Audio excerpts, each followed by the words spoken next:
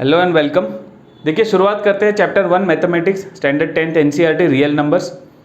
पहला होगा introduction and summary, जिसमें नंबर्स क्या है, कितने टाइप के नंबर सिस्टम है, उनका डेफिनेशन क्या है वो हम जानेंगे। दूसरा होगा Euclid's division lemma.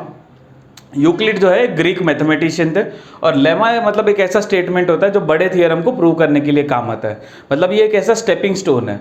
For example जैसे आपके पास इंटरनेट है, आप इंटरनेट एज सच आप कुछ नहीं करोगे, लेकिन इंटरनेट की मदद से आप पढ़ाई कर सकते हो, आप एंटरटेनमेंट कर सकते हो, आप काफ़ी सारी चीज़ें करते हो। तो इंटरनेट एक टाइप का स्टेपिंग स्टोन है जिससे आप एक बड़ी चीज़ हासिल करते हो। वैसे ही लेमा होता है। लेमा मतलब एक ऐसा स्टेटमेंट जिससे आप एक थियरम प्रूव कर सकते हो। थियरम मतलब एक ऐसा फैक्ट जो आपने प्रूव कर दिया है।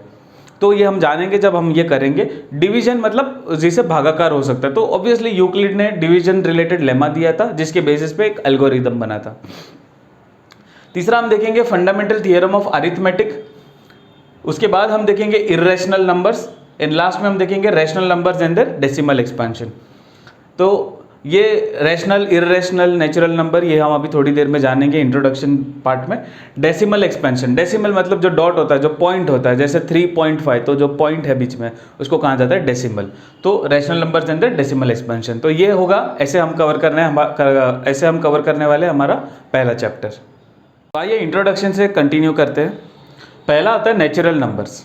नेचुरल नंबर होता है 1, 2, 3, 4। इसकी शुरुआत 1 से होती है, ना ही इसमें 0 आता है, ना ही इसमें नेगेटिव नंबर्स आते हैं। उसे हम कहते हैं नेचुरल नंबर्स। दूसरा होता है होल नंबर। होल नंबर भी नेचुरल नंबर है, बस इसमें 0 ऐड कर दिया जाता है। तो होल नंबर क्या हो गया? 0, 1, 2, 3, 4, इन्फिनिटी। इन्फिनिटी यानी अनगिनत, असंख्य। फिर आता है इंटीजर। तो इंटीजर जो है ये पूरे नंबर होते हैं। जैसे यहाँ पे मैंने एग्जांपल लिया है 3 का, या 3/1। जब मैं 3 लिखता हूँ तो इसका मतलब है कि मैं 3 को 1 से डिवाइड कर रहा हूँ। तो इंटीजर का जो डिनोमिनेटर है, जो नीचे का पार्ट है, उसमें सिर्फ 1 हो सकता है। 3/2 ये एक इंटीजर नहीं है। 3/2 कहलाएगा फ्रैक्शन। जब एक नंबर दूसरे नंबर से डिवाइड होता है, जिसे हम 12/5, 6/5 कहते हैं, उसे हम कहते हैं फ्रैक्शन। उसके बाद आता है रैशनल नंबर्स।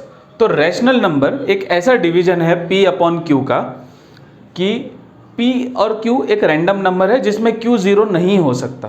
Q 0 नहीं हो सकता क्योंकि किसी भी नंबर को हम 0 से डिवाइड नहीं कर सकते। तो P/Q एक ऐसा है जिसको हम कहेंगे rational number. But rational number की एक खूबी है कि ये डेसिमल के बाद जो है वो या तो टर्मिनेट हो जाएगा, मतलब खत्म हो जाएगा, या रिकरिंग होगा। टर्मिनेटिंग मतलब जिसमें 0 आ जाए। जैसे यहाँ पे मैंने एग्जांपल लिया 0.2310। अब इसके आगे मैं नहीं बढ़ सकता, तो ये हो गया रैशनल नंबर। एक दूसरा एग्जांपल लेते हैं। मान लीजिए 0.879, 879, 879, ये चलता ही रहेगा। तो इसे क्या कहेंगे? इसे रिकरिंग कहेंगे। तो ये कुछ एग्जांपल होते हैं रैशनल नंबर्स के। अब आते हैं इर्रेशनल नंबर। इर्रेशनल नंबर ऐसे नंबर है जिसके डेसिमल के बाद ना तो ये टर्मिनेट हो गए, मतलब कहीं भी 0 नहीं आएगा, ना ही ये रिकरिंग हो गए, मतलब कोई फिक्स पैटर्न नहीं है। इर्रेशनल नंबर का सबसे अच्छा एग्जांपल है पाई, जिसको हम 22/7 कहते हैं। हमारा जो पाई है ये एक इर्रेशनल नंबर है। हम कैलकुलेशन पर्पस के लिए 3.14 ले लेते हैं, 1416। बट जब अगर इसको कैलकुलेटर से आप करोगे तो ये चलता ही जाएगा, ऐसा सीरीज है। √2, √2 भी जब हम लेते हैं, √2, तो इसको हम 1.41 ले लेते हैं जस्ट कैलकुलेशन के लिए। वैसे √3। तो इर्रेशनल नंबर की क्या खासियत है? ये नॉन टर्मिनेटिंग, नॉन रिकरिंग है। ना तो इसमें 0 आएगा, ना तो इसका कोई पैटर्न है जो रिपीट होगा। तो रियल नंबर क्या है? इन सबको जोड़ दो, बन जाएगा आपके रियल नंबर। तो इतना तो आपको अंदाजा आया होगा कि ये चैप्टर जो है ये सारे नंबर सिस्टम के बारे में है। नेक्स्ट जानते हैं यूक्लिड्स डिवीजन लेमा के बारे में। तो यूक्लिड का डिवीजन लेमा क्या कहता है कि जब भी आप कोई दो यूनिक इंटीजर लेते हो A एंड B, और ये कैसे इंटीजर होने चाहिए? पॉजिटिव इंटीजर होने चाहिए। उसके साथ दो ऐसे और इंटीजर आ जाएंगे Q एंड R, जिसमें एक कंडीशन सेटिस्फाई होगी, A = BQ + R, where R is greater than equal to 0 and definitely lesser than B। तो देखिए वर्ड्स में काफ़ी कंफ्यूजिंग लगता है, समझने की कोशिश करते हैं। यहाँ 4 नंबरों की बात चल रही है, A, B, Q, R। हमने पहले 2 नंबर लिए A एंड B। इन दोनों नंबर में हम क्या करेंगे? जो बड़ा नंबर होगा उसे हम A मान लेंगे, छोटा नंबर होगा उसे हम B मान लेंगे। जब आप कोई भी 2 नंबर लेते हो A एंड B, उसके साथ आपको गिफ्ट में मिलेंगे QR, और ये QR ऐसे हो गए यूनिक हो गए। यूनिक मतलब इसके जैसा और कोई नंबर नहीं होगा, मतलब ये जो बैठेगा वैसा दूसरा नहीं बैठ पाएगा। तो 2 हमने लिए ए बी, साथ में गिफ्ट मिल गया क्यू आर, बट कैसा मिला? ए यानी बड़ा number is equal to B यानी आपका जो छोटा नंबर है और इसमें जो पहला नंबर है उन दोनों का प्रोडक्ट प्लस आर यानी लास्ट का नंबर। ये आर कैसा होगा? आर या तो 0 होगा या उससे बड़ा होगा, greater than equal to 0 but lesser than B. वो बी के इक्वल नहीं हो सकता, बी से छोटा होगा 100%। अभी भी थोड़ा कंफ्यूजिंग होगा, हम नंबर के एग्जाम्पल लेके आसानी से समझते। मैंने 2 नंबर लिए, a is equal to 455 b is equal to 42। बड़ा कौन सा है? 455, तो 455 को a मान लिया। तो 455 is equal to 42 multiplied by 10 plus 35। अब अगर मुझे 42 में मैं 9 से मल्टीप्लाई करूँ तो क्या मैं 35 से प्लस कर पाऊंगा?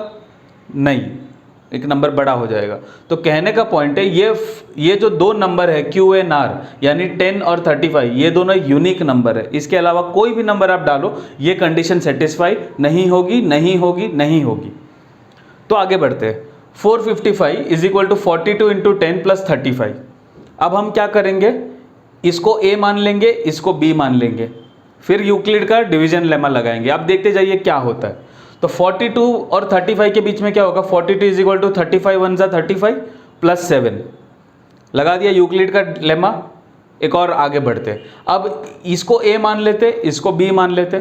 35 इज इक्वल टू 7 5 जा 35 प्लस 0, तो ये r अगेन वो कंडीशन है ग्रेटर देन इक्वल टू 0, या 0 हो सकता है, ये 0 से बड़ा, तो ये 0 आ गया। तो जब आप ऐसे करते जाओ और लास्ट में यहाँ पर 0 आ जाए ना, जब आपका r 0 हो जाए तो ये वाला जो आपको नंबर मिला है, जैसे इस केस में मुझे 7 मिला है, ये कुछ नहीं है, ये उसका HCF है। HCF होता है हाईएस्ट कॉमन फैक्टर। तो ऐसे जब आप करते जाइए, इसको कहा जाता है यूक्लिड का एल्गोरिदम।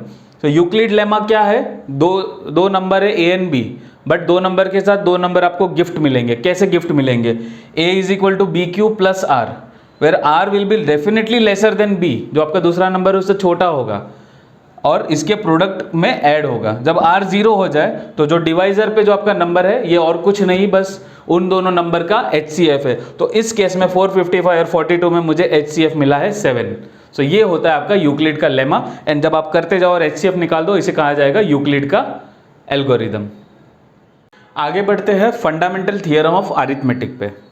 सो ये थियरम या ये सिद्धांत ये कहता है कि every composite number can be factorised और एक्सप्रेस्ड। देखिए कोई भी, जैसे 10 है तो 10 क्या है? 5 इंटू 2। तो हम 10 को कैसे दर्शा सकते हैं, कैसे एक्सप्रेस कर सकते हैं? 5 मल्टीप्लाई बाई 2 से। सो ये कहता है कि every composite number can be factorised as a product of primes.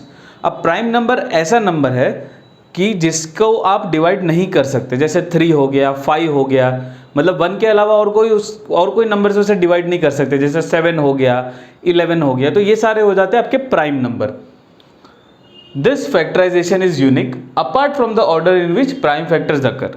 तो कहने का मतलब है कि कोई भी आपका नंबर है उसको आप प्रोडक्ट ऑफ प्राइम यानी सारे प्राइम नंबर से मल्टीप्लाई कर सकते हो, और ये जो प्राइम नंबर हो गए ये यूनिक हो गए, बस उसका ऑर्डर आगे पीछे हो सकता है। तो सिंपल एग्जांपल है, जैसे 10 इज इक्वल टू 2 इंटू 5। तो 10 के लिए जो 2 इंटू 5 है ये यूनिक है, पर उल्टा हो सकता है, जैसे 5 इंटू 2, तो 2 इंटू 5 या 2 मल्टीप्लाई बाई 5 मल्टीप्लाई बाई 2 के इक्वल ही है, बट रहेगा 5 और 2 ही। तो कहने का मतलब है 10 को हमने कैसे दर्शाया? 2 और 5 के प्रोडक्ट से। तो ये ही है आपका फंडामेंटल थियरम ऑफ अरिथमेटिक। इसको समझते हैं एक नंबर के एग्जाम्पल से। तो समझते हैं इसे नंबर के तौर पे। मान लीजिए नंबर लेता हूँ कोई 32760, इसको डिवाइड करता हूँ 2 से, तो 2 इंटू 16380, 16380 भी 2 से डिविजिबल है, तो 2 मल्टीप्लाई बाई 2 मल्टीप्लाई बाई 8190। इसको और आगे डिवाइड करते हैं, 2 इंटू 2 इंटू 2 इंटू 4095, यही 4095 हो जाएगा 2 इंटू 2 इंटू 3 इंटू 1365। और आगे 1365 को डिवाइड करते हैं तो 2 into 2 into 2 into 3 into 3 into 455। 455 को हम करेंगे 5 से, क्योंकि ये 5 से डिविजिबल है, तो आ जाएगा 91। और वैसे ही आप 2 into 2 into 3 into 3 into 5 into 7 into 13, तो ये 3 बार 2 है तो इसको 2 क्यूब कर दिया, 2 बार 3 है तो इसको 3 स्क्वायर कर दिया, 5 हो गया, 7 हो गया, 13 हो गया। अब ये कहता है फंडामेंटल थियरम ऑफ अरिथमेटिक कि ये 3 बार 2, 2 बार 3, 1 बार 5, 7 और 13 ये यूनिक है। इसमें आगे पीछे हो सकता है, आप 13 पहले लिख दो, 2 क्यूब बाद में लिखो, 7 पहले लिखो, 5 बाद में लिखो, आगे पीछे कर सकते हो। उसके ऑर्डर में बदलाव हो सकता है पर उसकी संख्या में, उसके वैल्यू में बदलाव नहीं हो सकता। तो हर एक कॉम्पोजिट नंबर वो होता है जो 2 नंबर के मल्टीप्लाई करने से एक बड़ा नंबर बनता है। तो हर एक कॉम्पोजिट नंबर आप प्राइम नंबर से दर्शा सकते हो। तो ये जो प्राइम नंबर हो गए ये यूनिक हो गए, बस इसके ऑर्डर आगे पीछे हो सकते हैं। यही समझाता है या यही कहता है फंडामेंटल थियरम ऑफ अरिथमेटिक। आइए आगे बढ़ते हैं इर्रेशनल नंबर्स के साथ। तो इंट्रोडक्शन में आपको बता दिया गया था कि इर्रेशनल नंबर्स क्या है। जैसे आपका पाई हो गया, ई हो गया, ई को यूलर्स नंबर भी कहा जाता है, जैसे हम आगे मैथमेटिक्स में पढ़ेंगे हम देखेंगे। याद रखना किसी भी प्राइम नंबर का अंडर रूट हमेशा इर्रेशनल नंबर होगा। प्राइम नंबर जैसे आपका 2 हो गया, 3 हो गया, 5 हो गया, 7 हो गया, 11 हो गया, इन सब के जब आप अंडर रूट करोगे ये इर्रेशनल नंबर ही हो गए। तो एक प्रिंसिपल है, एक थियरम है, वो कहता है कि let P be a prime number. अगर कोई प्राइम नंबर किसी भी नंबर के स्क्वायर को डिवाइड करता है तो वो उस नंबर को भी डिवाइड करेगा। So let P be a prime number. If P divides A square, then P will divide A. उदाहरण के तौर पे देखते हैं, मान लीजिए P में 5 लेता हूँ, 5 एक प्राइम नंबर है और A स्क्वायर में 400 लेता हूँ। तो अगर इसमें आप देखो तो 400 को 5 डिवाइड कर लेगा, क्योंकि लास्ट में 0 है या 5 होना चाहिए। किसी भी नंबर को अगर 5 से डिवाइड होना है तो लास्ट में 0 या 5 होना चाहिए। यहाँ पर 0 है तो 5 can divide A square, but इसका अगर रूट लोगे तो 20 आएगा, तो 20 को भी 5 डिवाइड कर लेगा। तो यही कॉन्सेप्ट है, let P be a prime number, if P divides A square then P will divide A। ये हमें आगे जब हम अगले थियरम देखेंगे उसमें काफ़ी काम आएगा। हम यही प्रिंसिपल यूज करके प्रूव करेंगे कि आपका अंडर रूट भी जो है एक इर्रेशनल नंबर है। तो आइए जानते हैं इसका प्रूफ। इसमें हम यूज करेंगे फंडामेंटल थियरम ऑफ अरिथमेटिक जो थोड़ी देर पहले हमने पढ़ा। तो और एक और थियरम कि P अगर A स्क्वायर को डिवाइड करता है तो P A को भी डिवाइड करता है, उसी चीज़ का ये प्रूफ है। तो देख कैसे। मान लीजिए A कोई नंबर है और ये उसके प्राइम फैक्टर्स है। जैसे हमने एक नंबर लिया था 32760, अगर आपको याद हो 3276, तो इसमें हमने क्या किया था 2 cube into 3 square into 5 into 7 into 13, ऐसा हमने कोई एक उसका प्राइम फैक्टर्स निकाले थे। तो वैसे ही मान लीजिए A कोई नंबर है जिसमें P1 P2 P3 से Pn तक। ये Pn क्यों है? क्योंकि मुझे नहीं पता कि A कितना बड़ा नंबर है। अगर A कोई छोटा नंबर होगा तो वो इतना लंबा नहीं चलेगा, अगर कोई बड़ा नंबर होगा तो वो काफ़ी लंबा चलेगा। तो A जो है जिसके प्राइम फैक्टर है P1 P2 P3 Pn तक, मैं इसी का स्क्वायर कर रहा हूँ। तो स्क्वायर मतलब वही नंबर वापस मल्टीप्लाई होगा, तो वही सीरीज मैंने P1 P2 P3 वही सीरीज वापस मल्टीप्लाई कर दी उसके साथ। तो क्या मिलेगा? P1 स्क्वायर P2 स्क्वायर से लेकर Pn स्क्वायर। तो A square is equal to Pn square, A square is equal to P1 square into P2 square से लेकर Pn स्क्वायर तक मुझे मिल गया। अब मुझे दिया गया है कि P जो है A स्क्वायर को डिवाइड कर रहा है, क्यों? क्योंकि यही हम प्रूव कर रहे हैं। So given P divides A square, तो इससे क्या मिलेगा कि P इन्हीं में से कोई एक फैक्टर होगा। सो P is one of the P1 P2 P3 Pn, और अगर P प्राइम फैक्टर यूनिट है तो याद कीजिए फंडामेंटल थियरम ऑफ अरिथमेटिक कि ये यूनिक है तो ये उसी का एक पार्ट होना चाहिए। अगर ये उसी का पार्ट है, मान लीजिए कि ये P2 की जगह P होगा तो P तो डेफिनेटली A को डिवाइड कर ही देगा, क्योंकि ये उसी का एक प्राइम फैक्टर है, हेंस P डिवाइड्स A। तो कहने का पॉइंट है कि पहले हमने उसको स्क्वायर किया, फिर हमें दिया गया था कि P डिवाइड्स A स्क्वायर, तो इससे क्या मिलेगा कि P उन्हीं में से एक फैक्टर है। जब वो इन्हीं में से फैक्टर है तो उसको वो आसानी से डिवाइड कर देगा। इंपॉर्टेंट बात यहाँ पर ये है, एग्जाम में इसका प्रूफ आपके लिए नहीं है। So exam point of view से ये इंपॉर्टेंट नहीं है, जस्ट आपके नॉलेज के लिए ये वाला पार्ट मैंने बताया था। आइए देखते हैं कि √2 एक इर्रेशनल नंबर क्यों है। तो देखिए कभी कभी मैथमेटिक्स में ये होता है कि हम ये प्रूव करने की बजाय हम उल्टा प्रूव कर देंगे या उल्टा अज्यूम कर देंगे। जैसे यहाँ पर पहला ही स्टेप है, अज्यूमिंग √2 इज रैशनल। तो इसे कहा जाता है कॉन्ट्राडिक्टरी वे ऑफ प्रूविंग। मतलब अगर कोई चीज़ आपको प्रूव करनी है तो आप उसका उल्टा गलत प्रूव कर दीजिए, तो अगर वो रैशनल नहीं है तो वो इर्रेशनल बन जाएगा। वही लॉजिक हम यहाँ यूज़ कर रहे हैं। I am assuming that √2 is rational.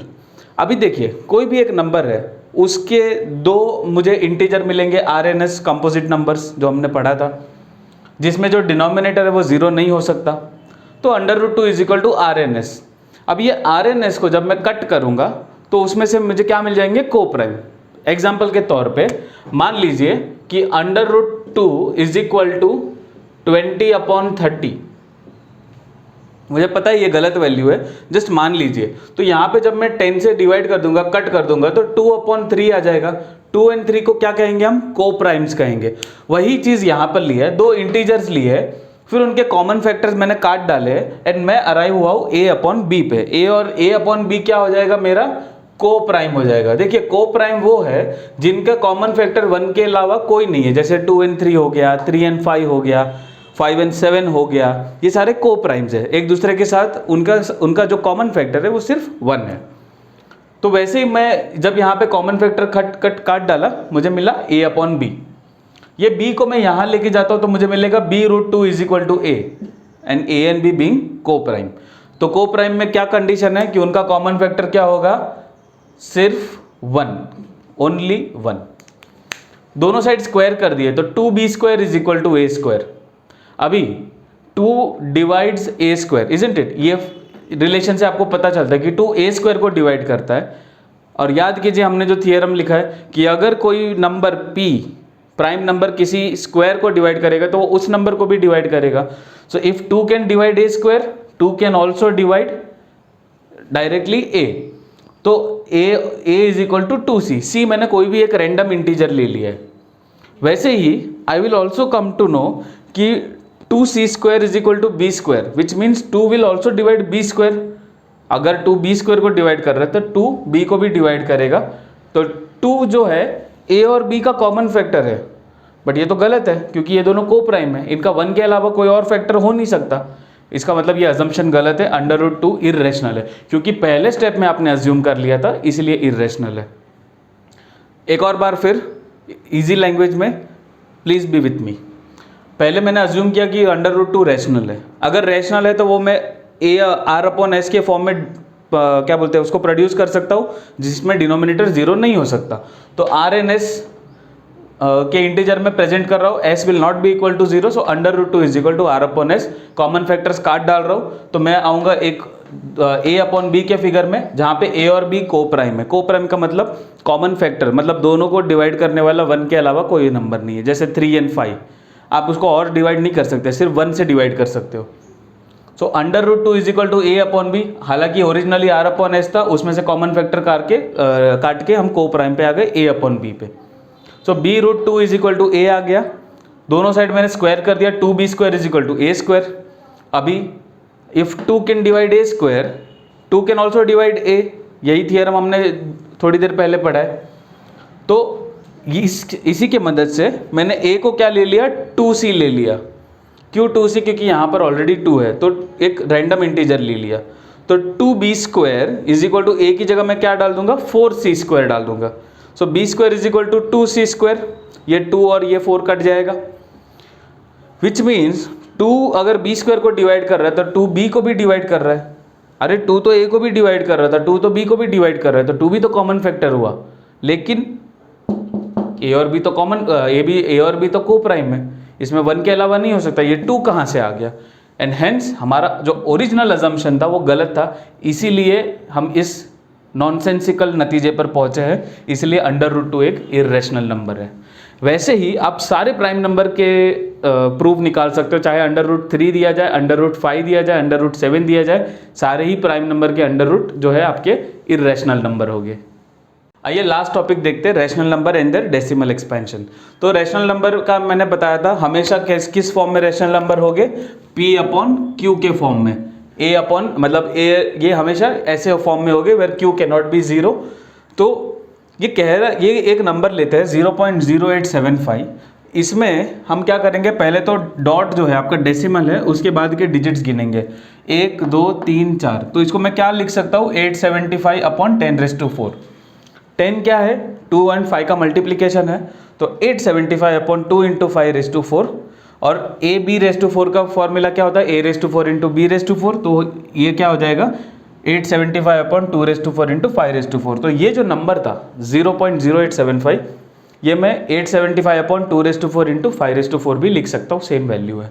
वैसे यहाँ पर 0.879 का एक नंबर लिया है, ये हो जाएगा 879 अपॉन 10⁻3। 10⁻3 कहाँ से मिला? 1, 2 और 3 मैंने गिना, तो ये नंबर कैसे लिख सकते हैं? 879 अपॉन 2⁻3 इंटू 5⁻3, आंसर वही होगा। तो आइए थियरम देखते हैं। थियरम कहता है कि let x be a rational number whose decimal expansion terminates. Terminates मतलब देखिए यहाँ 5 के बाद 00000 है, जो हमें लिखने की ज़रूरत नहीं है।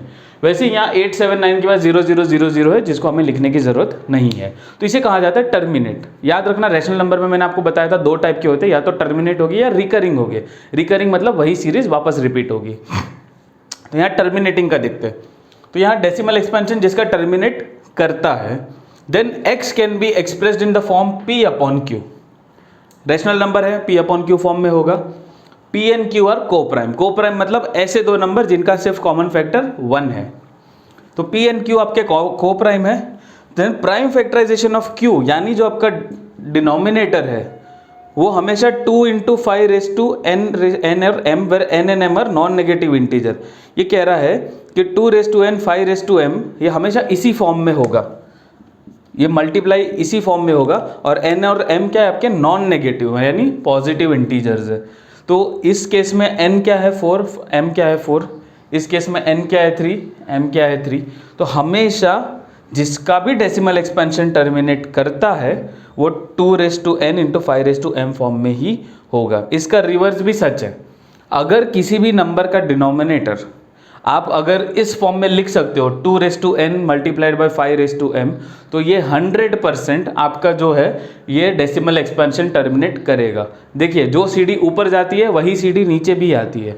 तो अगर किसी का टर्मिनेट करता है और हम इस फॉर्म में लिख सकते हैं, तो अगर इस फॉर्म में लिख सकते हैं तो टर्मिनेट भी 100% करेगा। यही कहना चाहता है ये थियरम। आइए इस चैप्टर का लास्ट थियरम देखते हैं। लास्ट थियरम भी पहले जो हमने थियरम देखे वैसे ही है, बट इसमें क्या है, देखिए जब हमने रैशनल नंबर्स का डेफिनेशन किया, जब रैशनल नंबर को डिफाइन किया था, हमने कहा था कि या तो वो टर्मिनेटिंग होगा, टर्मिनेटिंग मतलब उसमें पॉइंट के बाद कुछ नंबर के बाद 0 आ जाएगा, या तो वो रिकरिंग होगा। देखिए रिकरिंग का मतलब होता है रिपीटिंग। फॉर एग्जाम्पल 0.93, 93, 93 और ये चलता ही जाएगा, 93, 93 ये सिलसिला चलता ही जाएगा। तो या तो ये रैशनल नंबर हो गए या ये रैशनल नंबर हो गए। तो इसकी तो हमने बात कर लिया कि इसकी हमने क्या बात कर ली पहले 2 थियरम में, कि डिनोमिनेटर में 2⁻n इंटू 5⁻m होगा, तो 100% ये टर्मिनेटिंग होगा। तो ये थियरम क्या कहता है, अगर डिनोमिनेटर में 2⁻n और 5⁻m नहीं होगा तो ये रिकरिंग होगा। अगर ये टर्मिनेटिंग नहीं हो सकता तो ये रिकरिंग होगा, अगर ये रिकरिंग नहीं है तो ये टर्मिनेटिंग होगा। बस इतना ही कह रहा है। या आइए इसी थियरम को देखते हैं। Let x is equal to p upon q, क्योंकि ये रैशनल नंबर है, इसे हमें डिवीजन में एक्सप्रेस करना ही है। p upon q where p and q are coprime. Again coprime मतलब कॉमन फैक्टर सिर्फ 1 हो सकता है। Be a rational number such that prime factorisation of q, denominator can not, गौर कीजिएगा वर्ड इंपॉर्टेंट है, can not be expressed in the form of 2⁻n into 5⁻m, then x has a decimal expansion which is non terminating, repeating और recurring। Example के तौर पे 0.87, 87, 87, 87 ये सिलसिला चलता ही जाएगा। तो यही कहना चाहता है ये थियरम कि अगर डिनोमिनेटर को आप 2⁻n इंटू 5⁻m में लिख सकते हो तो वो टर्मिनेटिंग होगा, नहीं लिख सकते तो क्या होगा? रिकरिंग। रिकरिंग का मतलब क्या होता है? रिपीटिंग और नॉन टर्मिनेटिंग, वो चलते ही जाएगा। तो यही थियरम कहता है रैशनल नंबर का। तो इसी के साथ आपका पहला चैप्टर खत्म होता है यहाँ पर रियल नंबर्स। आई होप आपको हमारा वीडियो पसंद आया होगा। ज़रूर बताइए अगर कोई भी डाउट है या कोई भी क्वेश्चन है। मिलेंगे नेक्स्ट क्लास में, तब तक के लिए अपना ध्यान रखिए। Be safe. Thank you very much.